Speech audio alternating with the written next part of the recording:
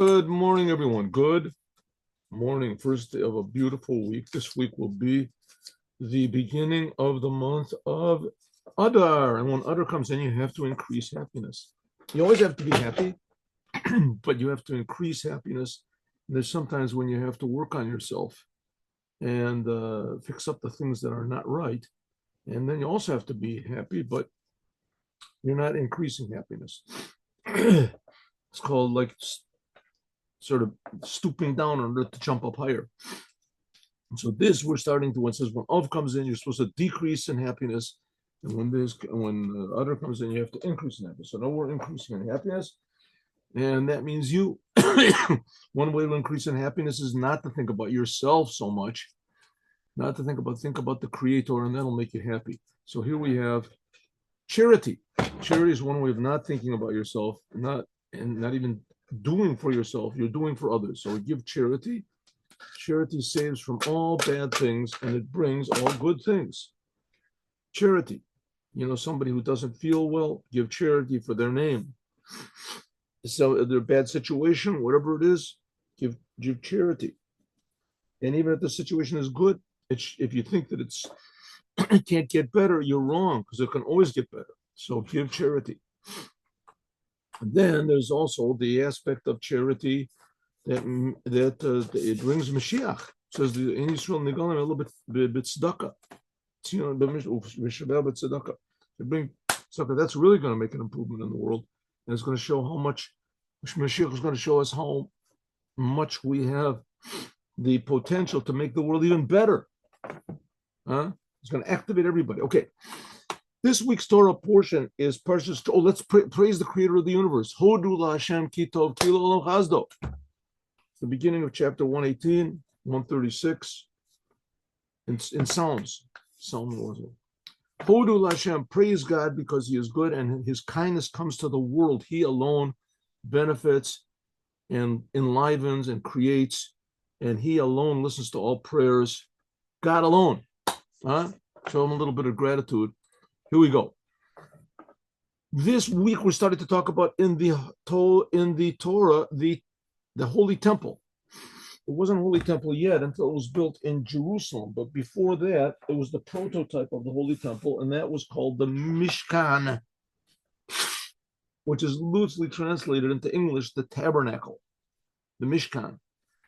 So it was about 1 year after they got out of Egypt that the Mishkan was opened up for business. Mishkan, and the Mishkan was built to be portable. It could be disassembled and assembled. And you saw a lot of pictures of the Mishkan. I'm sure you did. You want to see a picture? Let's see. The pictures. You should know the pictures are terrible. I've been doing this for years, and I can tell you that the pictures are very terrible. Why these people who post these pictures can just look into the. Okay.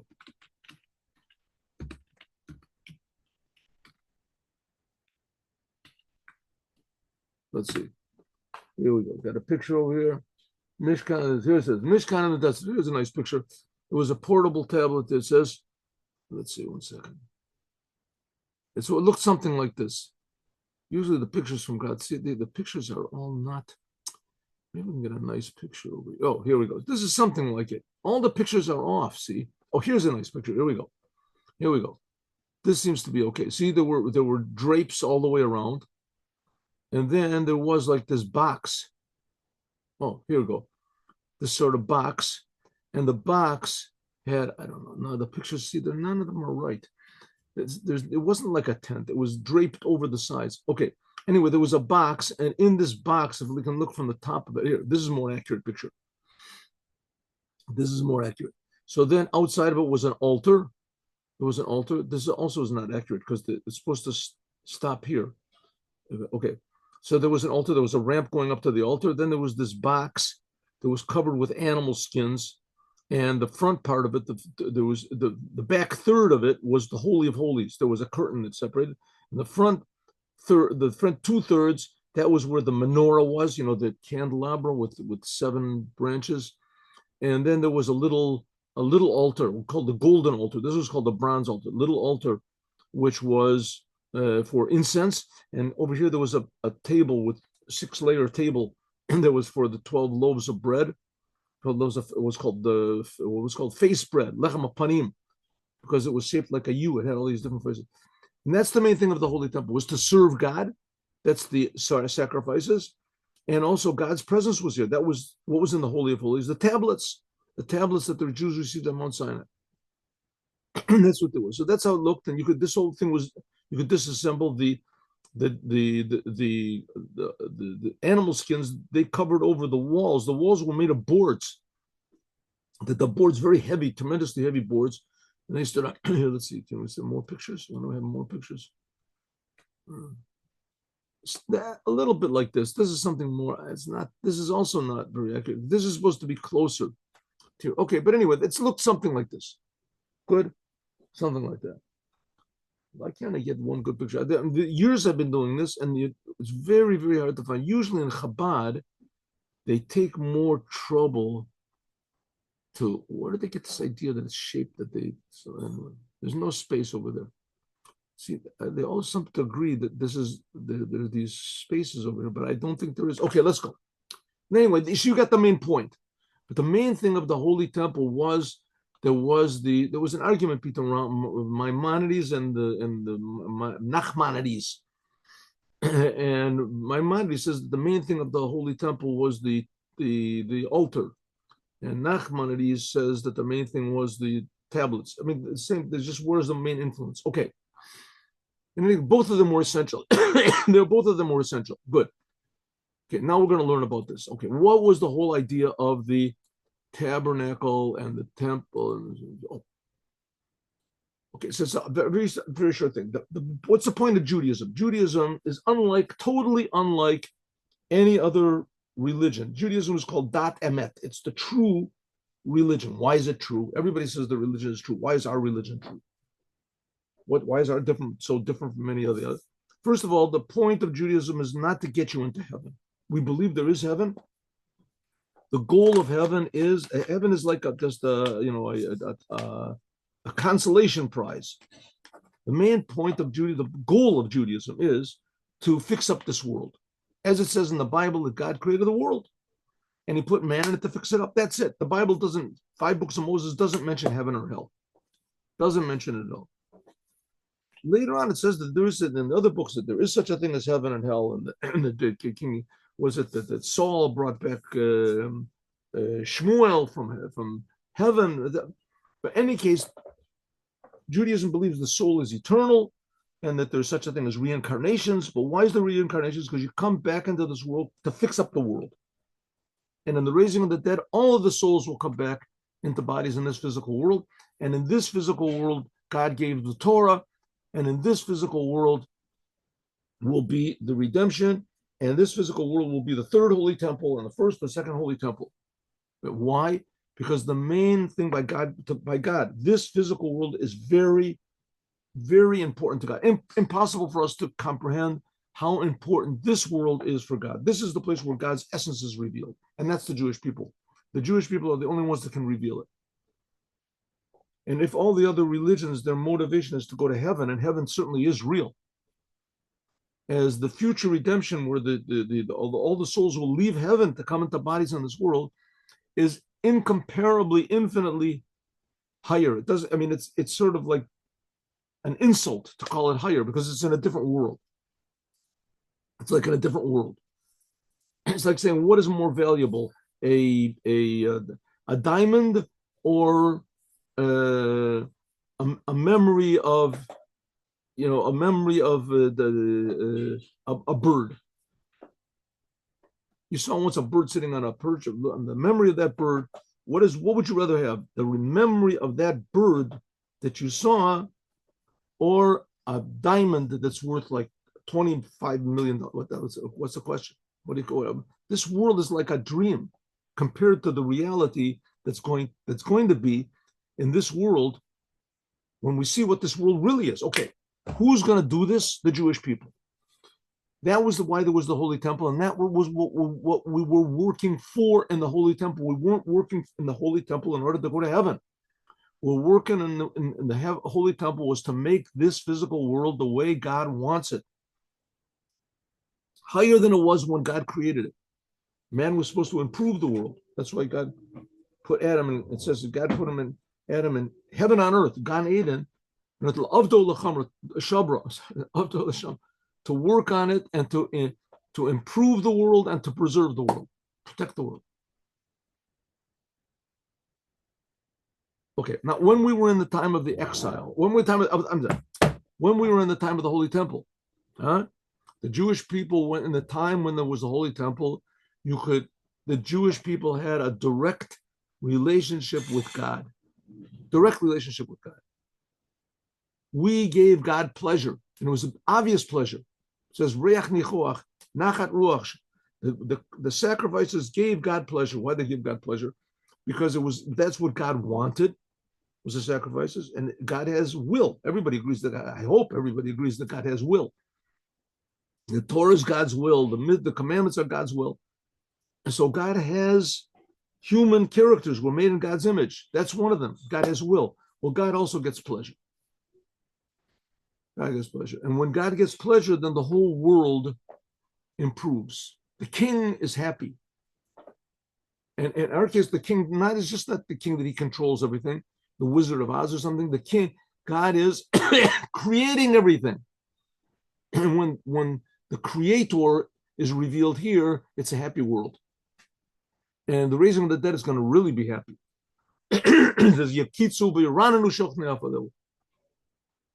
All right, ready? So it says, there's a sentence in Psalms, and a sentence in Shir HaShirim. Shir HaShirim. I wanted to bring this up. I didn't bring it up yesterday. Okay. Mi yitencha ka'achli. Who will make you like a brother to me? Who will make you like a brother to me? Who is saying this? God. The book of Song of Songs is God is speaking. And God is saying, only if you would be like a brother to me. Who is he saying this to? To the Jewish people. Let me just bring this sentence up over here. I'll bring the sentence up. It's in the Song of Songs. Song of Songs is not that long. It's only 8 chapters long. But this is one of the sentences. If you would only be like a brother to me, who's going to be a brother to me? Jewish people will be a brother to God. Where's this page? Yes. 1 second. 1 moment. 1 minute. A lot of things over here. Here we go. Okay, I can't find it. Here we go. Here we go.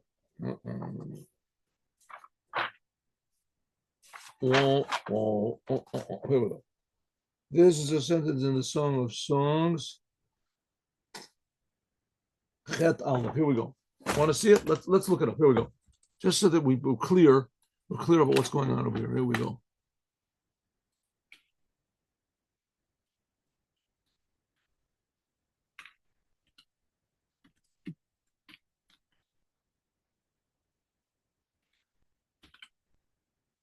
Ready? Here we go.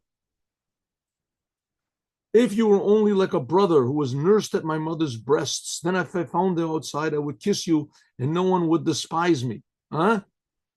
Does this make any sense to you? If it does, then you're wrong, because it doesn't make any sense. This is all mysteries, big mysteries. I hate this. Here we go. Oh, here we go. See? No. See, it's not to be interpreted as a love song. It's a love song. God's design for marriage. Wow, that's so wrong. It's so wrong. Okay, I mean the Torah is. See, you write it in English, you get all these non-Jewish misinterpretations. Anyway, okay, so let's just stay where we were. If you were only like a brother to you were brother to me, who was nursed at my mother's breasts. Who is talking about this? This is talking about God with the Jewish people. Who is my mother? God has a mother? Who is breasts? She's got breasts? What's going on over here? If I found you outside, I would kiss you. A brother, you'd kiss your brother outside. And no one would despise me. Who would despise somebody for kissing their brother? What's going on over here? What was King Solomon talking about? So we'll see. That's what we're going to see. Ready? Yes. So it says, Mi yiten. Who would make it that you were a brother to me, says King Solomon. By the way, I advise you to get a reliable translation. There's this art scroll, really great, amazingly good commentary, and look it up, and it's got a good translation. It's got a good everything. It has to be from a God-fearing person, and so and also an intelligent person that knows how to translate. So it says, who would read the 8 chapters of Song of Songs? Huh? Worthwhile. Who would make it that you would be a brother to me? Okay, who is a brother? Why we're not brothers? It says this is God speaking. This is God. This is the Jewish people requesting to God. God is also requesting to the Jews, but okay, this is the Jewish people are requesting from God al zman galut, on the time of exile. Shebizman Beit HaMikdash Hayakam, in the time when there was the Holy Temple, Nikri Yisrael, the Jewish people are called brothers to God. Like it says, Laman Achai B'Reyan. It's a sentence in Psalms. What is it, Psalm 127 or something? Laman Achai B'Reyan. For the sake of my brothers and my friends, that's called God. God is a brother to the Jewish people. Sometimes we're called the sons of God. Sometimes we're called the wife of God. Sometimes we're called the soldiers of God. Here we're called the brother of God. These are all different levels of love and connection to God with the Jews. See, but it says afterwards, Laman Beit Hashem Elokeinu, it says for the sake of the house of God. It's Psalm 127. Why? I should really have looked this up yesterday. Why didn't I do it? Who knows why I didn't do it? Here we go. Let's go. Ready? I'll look this up. Let us look this up. At least here was, I think, 127, right? Is that right? Let's have a look.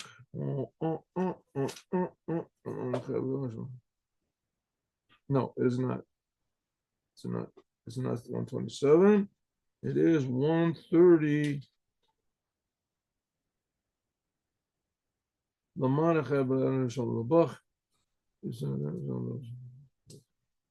Okay. Okay, usually I do not find what I'm looking for, and this is not an exception. Here we go. Anyway, so this is one of the Psalms of King David.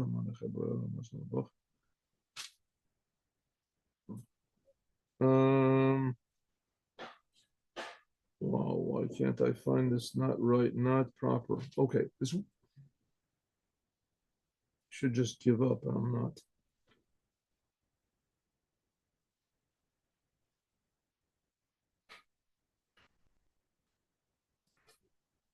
No, okay, I can't find it. Anyway, okay,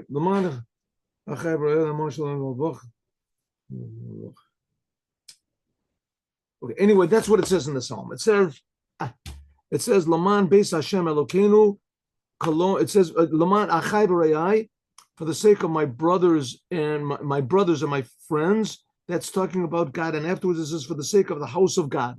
In other words, when are the Jewish people called brothers of God? And the time when the Holy Temple exists. Therefore, we request now, if you would only be a brother to me. Va'inyan is like this. So when the Jewish people have the Holy Temple, we are like brothers to God, and now the Holy Temple is destroyed, and we have lost that relationship. What does it mean? Okay, so what was the Holy Temple again? The Holy Temple was a place where we could serve God exactly the way that He wanted. And that makes blessing in the world, and that fixes up the whole entire world. That's the Jewish people. No, we have not lost this special charm and agreement that God made with us. God made with the Jewish people an eternal covenant. So it doesn't make any difference if there is a Holy Temple, there's not a Holy Temple, if the Jewish people act like they're supposed to, if they don't, if they know they're Jewish, if they don't know they're Jewish, if they oppose God, if they don't oppose God, they worship the golden calf. It doesn't make any difference. God made an agreement with the Jews. But just to live on the basis of that agreement is not a very healthy connection.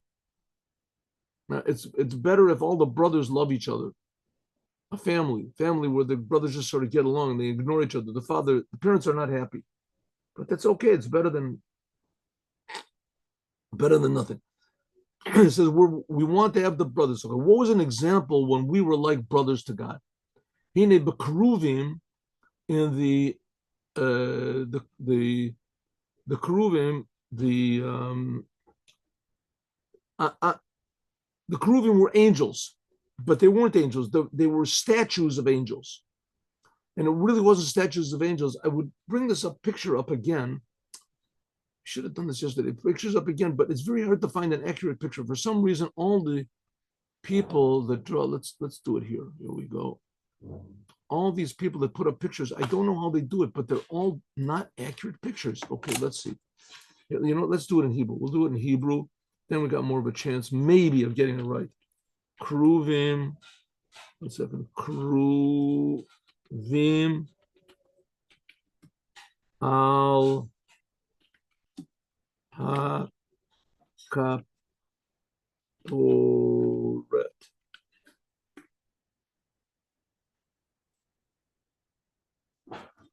So it's supposed to be with a chap. I'm sorry, I made a mistake. Okay. Al ha-kaporet. Good. Good. Okay, here's the keruv. Right here are the keruv made from gold. Are we going to get a picture? Here they go. Okay, sort of a good picture, but here we go. It's not really. It's supposed to be just two heads. It's supposed to be two heads. They haven't got bodies here. They have bodies with legs on it. They're just, I say, poetic license. Not only that, you have to know that the poles of the altar were not here. They weren't put. They were on the narrow side.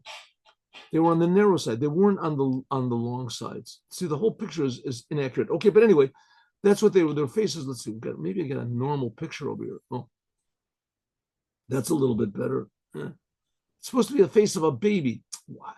Just read the sentence in the song. I don't get it. Let's go. Maybe here we get this. Sort of maddening to see these pictures of them. We don't even have a picture at all. Okay, anyway, that's what it was. There were two heads on the ark in the Holy Temple. There was the ark on the Holy Temple, and the ark was lengthwise here, and it had two poles that came on the short sides. They came out, and on the top of it, pounded out from the top of it, which the top was called the kaporet. There were two faces of children, and the children had wings, and they represented angels, which I guess loosely in English they're called the cherubs. Huh? Okay. Okay, so these two angels, these faces of angels were facing each other. It says, it says that their faces were one to the brother, its brother. So we see that they were like brothers. Hine Kativ, is written, Asa Shnaim Kruvim. You should make two Kruvim. One of them was one side and one of them was on the other side. Can I copy this? Maybe I can get a more accurate picture. Huh? Do you think it's relevant? Let's see. Let's try it. Let's try it. Let's try it. Will you think this will work? We think it'll work? I doubt it, but let's try it. Here we go. There. Here we go. Let's see if we can do this. Here we go. Kruvim. Nah, they got the same thing. Got the same pictures. Here, let's see. Is there gonna? Well, we're gonna get a picture of this. Let's see. Nah, there's no picture. See, what big disappointments. What can you do? All right.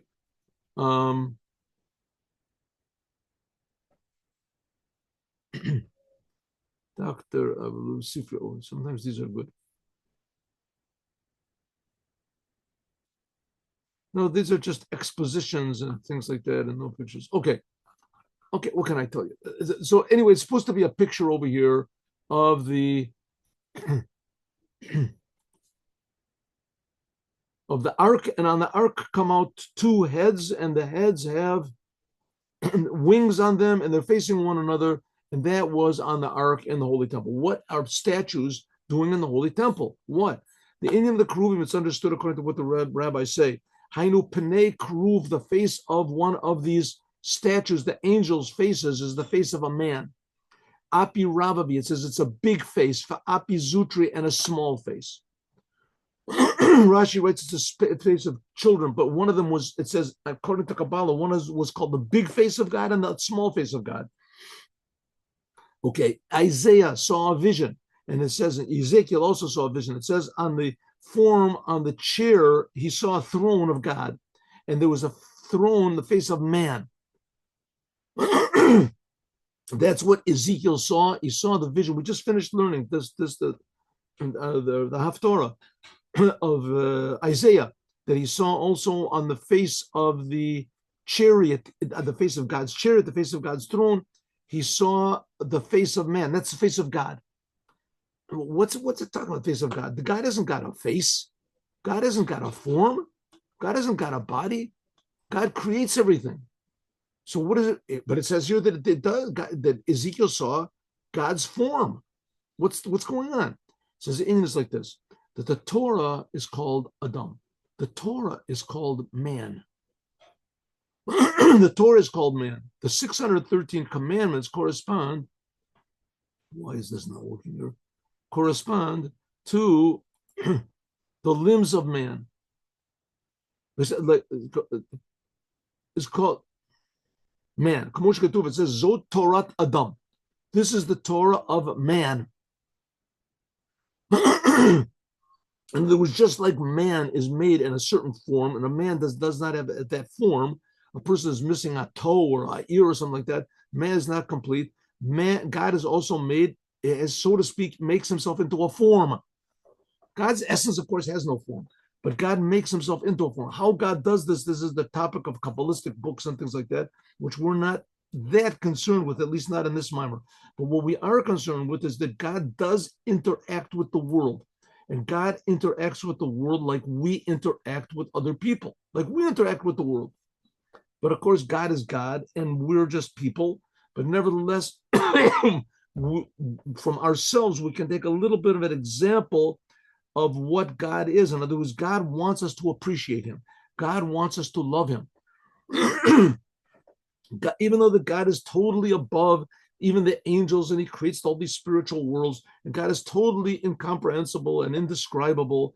And even to say that God is indescribable is an insult to God. It's implying that you could understand them if you were smart enough. It's not in the category of understanding, but part of that infinity of God is that he's able to make himself into a world. That's the whole story of the Torah. That's the Jewish people.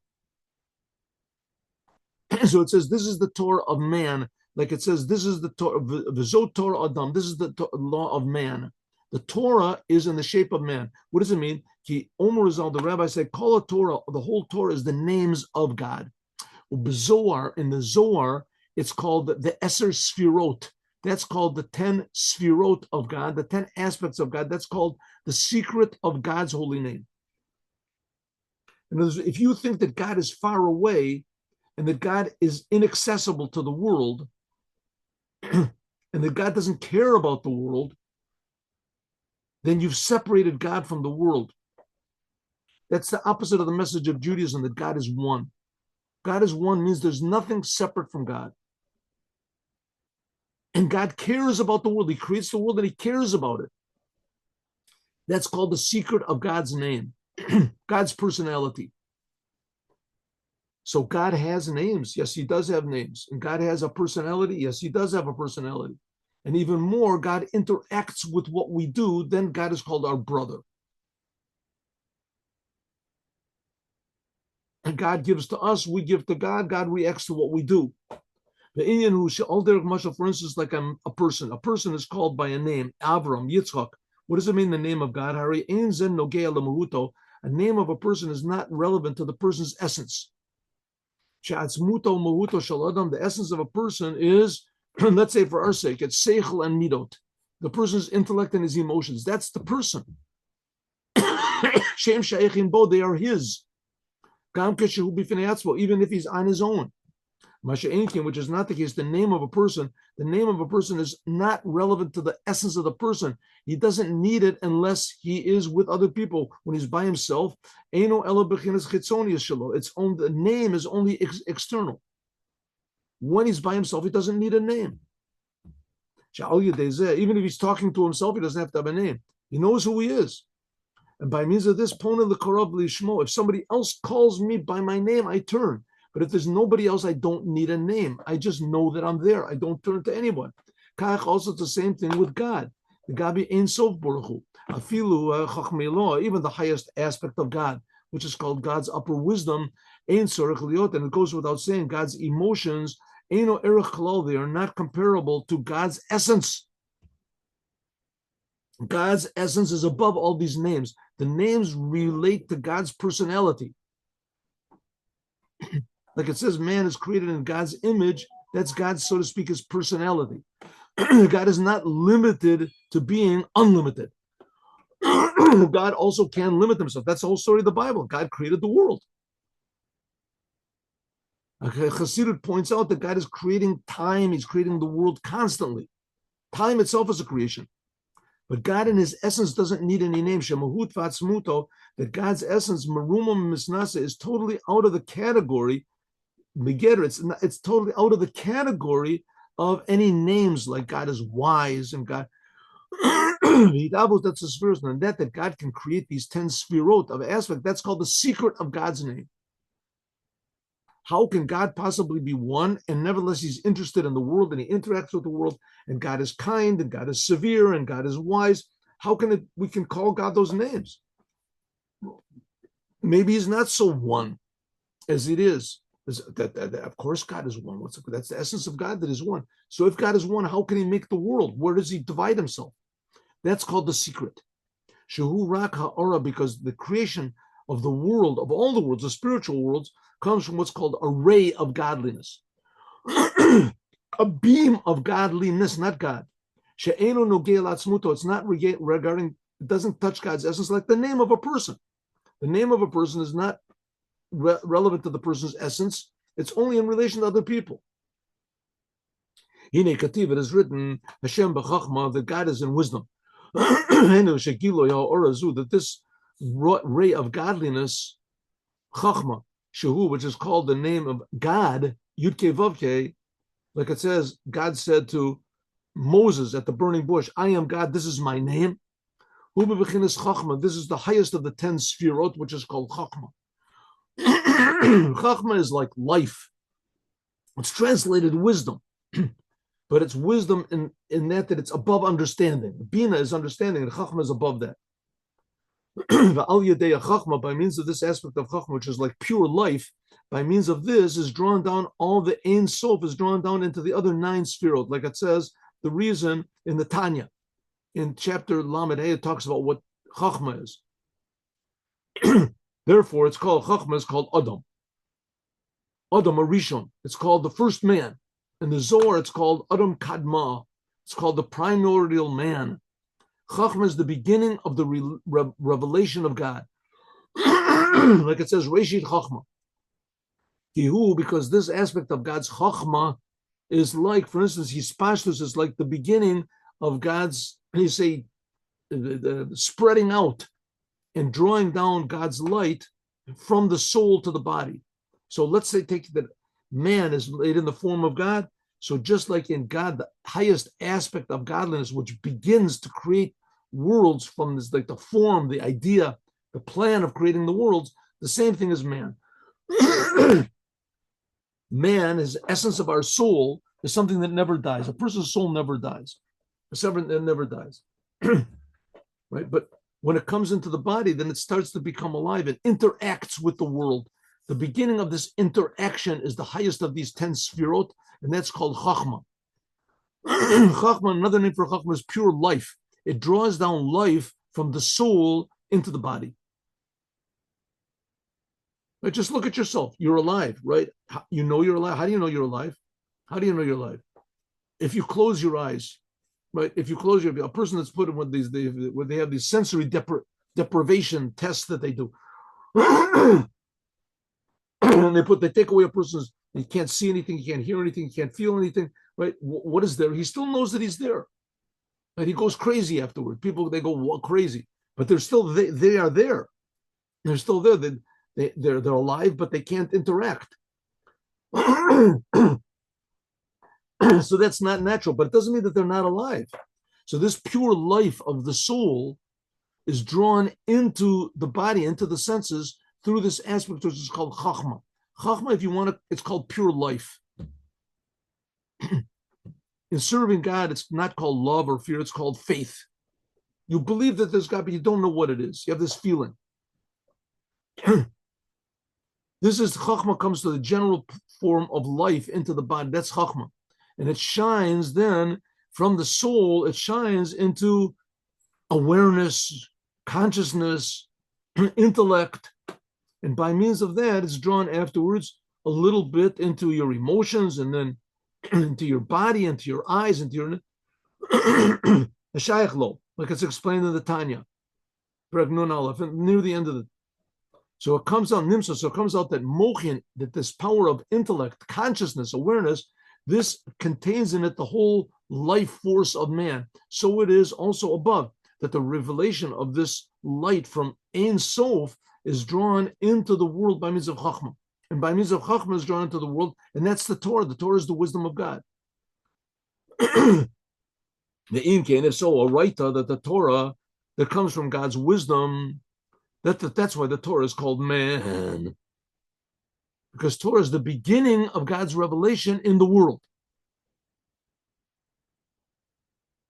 That's what it means, a Raita, that the Torah mitkashra b'kodesh baruch hu, that's what it means, that the Torah attaches us to the Holy One, blessed be He. So the Torah is part of the world. It's a book in the world. The Torah. It's made of letters. There's ink on a book.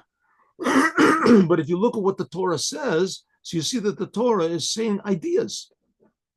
So the ideas are also part of the world, but not that much part of the world. Ideas are a little bit removed. And if you start thinking that these words were given by God, right, 3,300 years ago, then that is a sort of different importance. These words now come from God. They don't come from. And if you think that these words are coming from God right now, this is what God is saying right now. That's what's called Torah Chaim. It's alive. So all of a sudden, you start to think, what this doesn't make any sense. I mean, God is supposed to be infinite. He's supposed to be indescribable, indivisible. How could it be all these little letters in the Torah?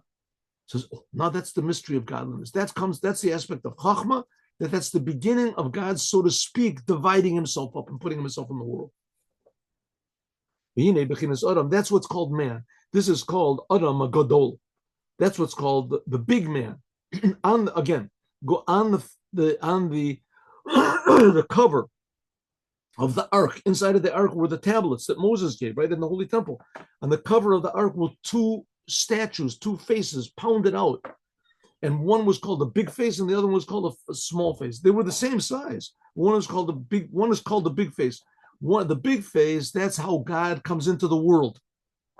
That's the Torah. That's how Chachmei Law. That's Ein Sof.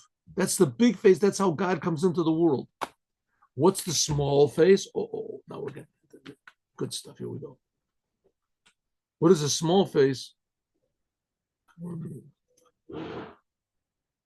Yeah. That's the Torah. That's the Torah, how it is from above, how it comes into the world. But in order for that Chachmei Law to come down into the physical world, God has to contract himself. No, God does not contract himself. I take that back. God contracts his light. And I take that back also. God does not contract his light. God contracts the revelation of his light. What this means, it means that when God gave the Torah in Mount Sinai, everybody's souls were jumping out of their bodies because they felt the godliness. And when we take the Torah out, our souls do not jump out of our bodies. It could be they maybe jump out of your bodies from boredom, that you go to sleep. But when you read the Torah now, you don't feel any godliness in it, any sort of life, dynamic awareness, consciousness of the creator of the universe. You don't feel it. But nevertheless, that doesn't mean it's not there. God, so to speak, has reduced the revelation of his essence in the Torah. And this is what's called Tzimtzum. That's what that's what the rabbis say, that Tzimtzum Shechinato bein Badi Aaron, that God contracted his essence, his Shekhinah, God means his essence, his presence, between the poles of the ark. I don't want to go looking for pictures again, but how did it work? Let me see. Oh, why not? I'll do it. Why not here? I look in this thing. Here we go. There we go. Got what to complain. Complaining is also fun. Here we go. So here is the ark, right? Here, this is the tabernacle, and in the tabernacle were two rooms. One, it was divided into thirds. 2/3 were the outer room, and 1/3 was an inner room. In the inner room was the ark, and the ark, and what divided between them was a curtain, and this ark was, like I said before, if I could just get a normal picture of an ark. Should I look at the ark? There we go. All right, let's try it again. Okay, trying it again. And then we can go on Aaron Kodesh. Okay, Aaron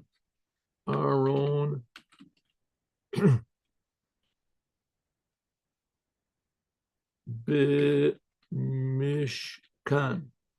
Huh?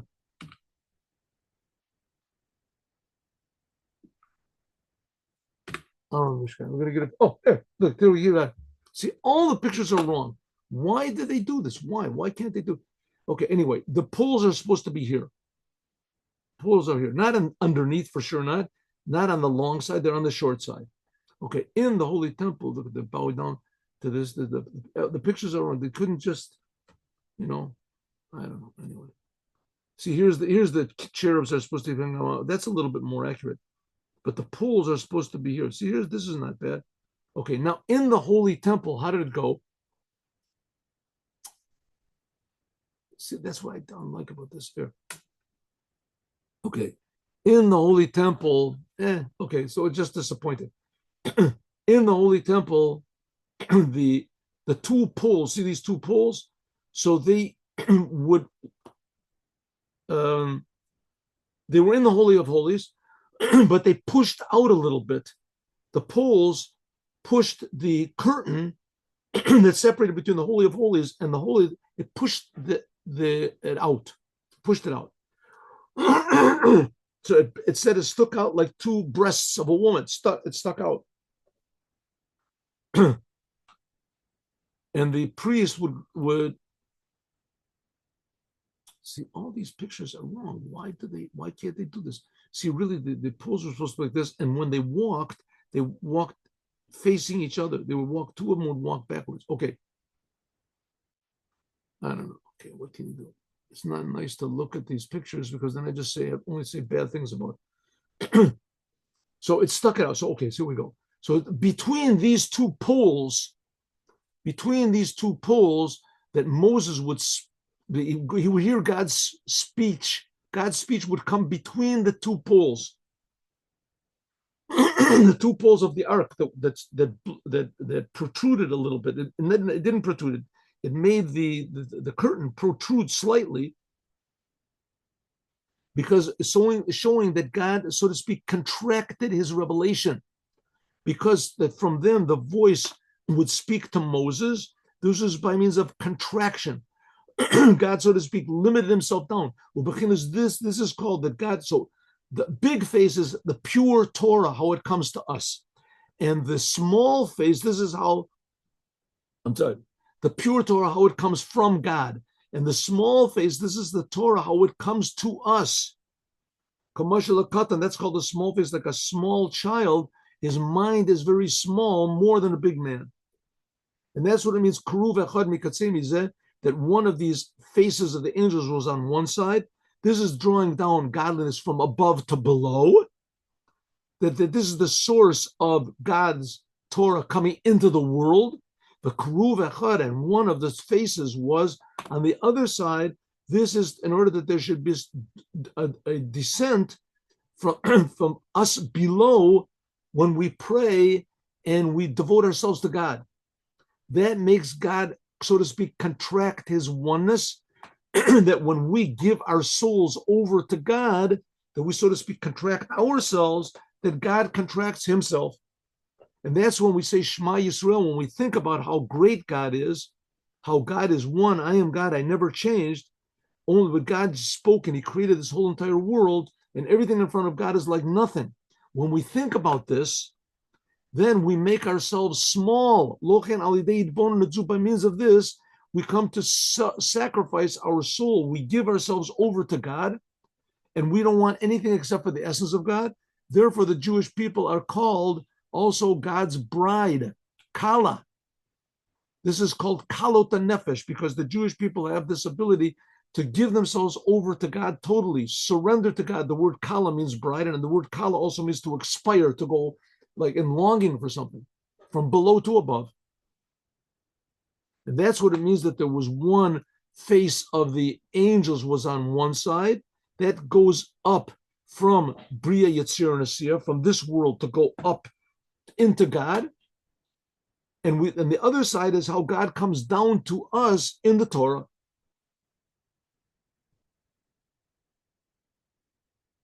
And this starts a whole new thing of interaction.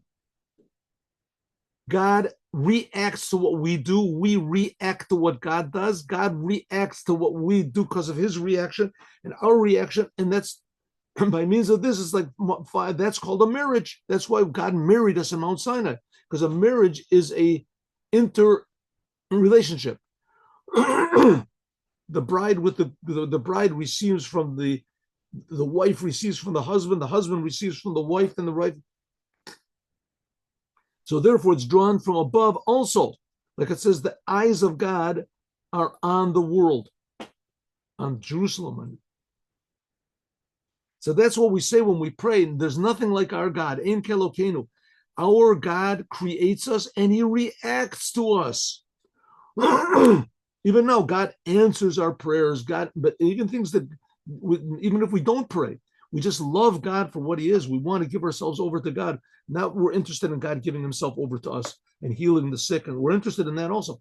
But our giving ourselves over to God, that makes the world a better place. That's what's called the two the faces of these angels which are on the ark. That's what it means. Make both of these, and you make them from the kaporet. And these two angels' faces were pounded out from the kaporet, and we're going to talk about what that means later on. It says from the kaporet, and it says that's Soviv Kalmim. The surrounding aspect of godliness, from that comes these two angels, these two faces. Okay, so Soviv Kalmim, that's sort of like the essence of God. What can I do? I can't, maybe I'm addicted to this thing over here. But all right, I can't find it. I'm trying to find the picture. I'm going to do it. I'll find the picture later and I'll put it up so we don't have to go through all these ridiculous misconceptions over here. It's really quite amazing. Huh? Really quite amazing. Anyway, okay, so what do we learn today? We learned today that there it was in the Holy Temple, the ark, and the ark contained the tablets. And on the top of the tablets was a covering. And on the top of the covering, coming out from it, were two faces of angels.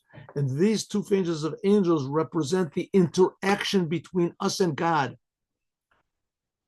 God gives us the Torah, and when we learn the Torah, and especially when we pray and arouse our hearts to God, then that reveals, then God reacts to that also.